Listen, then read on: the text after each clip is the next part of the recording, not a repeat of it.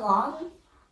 I think it was the king of one of the king's servants of Babylon. Oh, That's kings, right. Yeah, and the king thought that he was the best out of all. So that made the other servants jealous. And the king of Babylon, I think, was it Babylon? I think it was Babylon, was King Nebuchadnezzar. It's the same King Nebuchadnezzar that was for Shadrach, Meshach, and Abednego and King Nebuchadnezzar's dream. In our previous stories, right? In our previous stories that I told you. So Daniel was a wise man a bit because he interpreted a dream. King Nebuchadnezzar's dream. So one day the other servants wanted to test to make Daniel never again seen because they were jealous. I think the word is envy. They were envious that he talks to God. There was a decree, I think, that nobody should worship God except One day they decided to make a rule so they can make Daniel to never ever to be seen. And they know that Daniel will definitely flaunt the rule. And Daniel will definitely flaunt the rule. No one should worship any other king or god in the land for 40 days. I mean 30. Okay. The king asked, does Daniel know about this rule? They lied. Because the king likes Daniel. Yes. Okay. They lied and said yes. They caught Daniel praying. They caught him praying. Yes. And Daniel prays 3 times a day. They caught him praying, and the punishment for whoever prayed to a different god was a lion's den. So Daniel got thrown in the lion's den. Well, imagine if you were in a lion's den. It's actually not imaginable. Yes. It's wild, okay?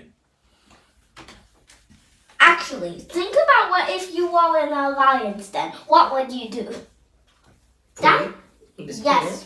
He was praying, and an angel came down from heaven and shut the lion's mouth. So the sleepless king came and checked on Daniel.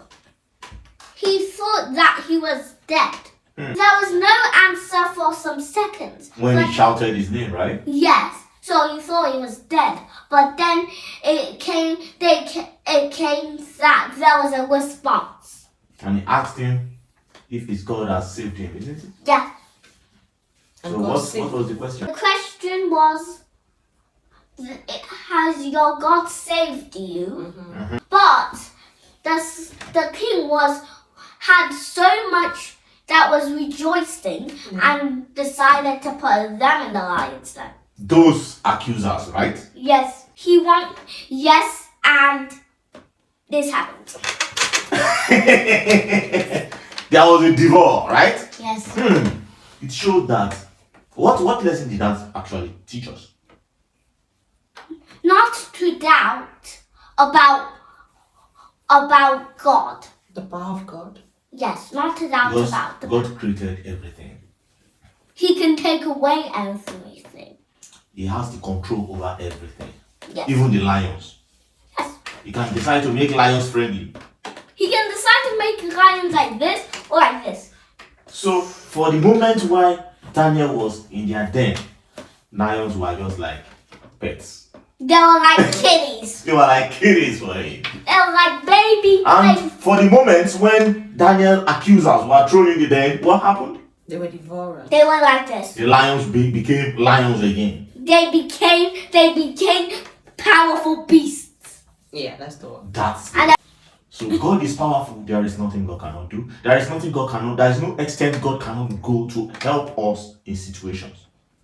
I said this in another video, but this is something I learned. Sarah laughed, ha ha ha. A baby, no, ha ha ha. Is there nothing there God can do? Impossible is nothing in His view. There is nothing God cannot do. Impossible is nothing in God's view.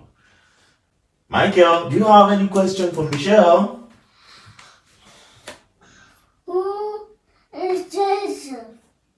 Joseph. Have you forgot, Michael? I told you about Joseph before.